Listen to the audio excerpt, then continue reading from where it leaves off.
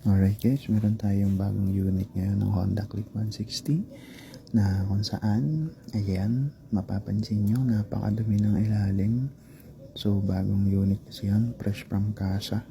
And ayan, so nabiyahe siya at ganyan yung itsura niya, dumadaan sa maputik at matubig na kalsada, no? Kaya naisip ko maghanap ng tire hugger.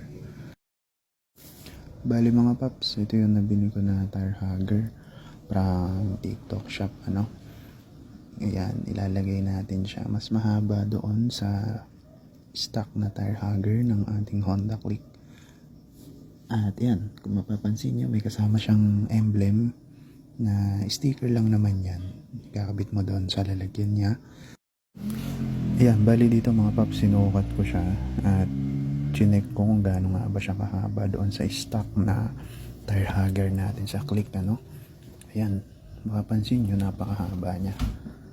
Ayan, pagkatapos kong ikabit mga paps, makikita nyo naman, ano, napaka quality at goods na goods sa ating Honda Click 160 or Honda Click 125, ano.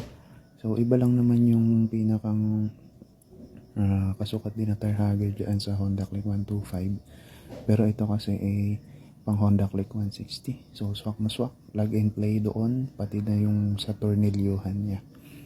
Ayan, mapapansin nyo, kita naman yung stock niya, no? So sa mga gustong bumili mga paps, i-check nyo na sa Yellow Basket. Sa halagang 300 pesos lang mga paps, ride safe.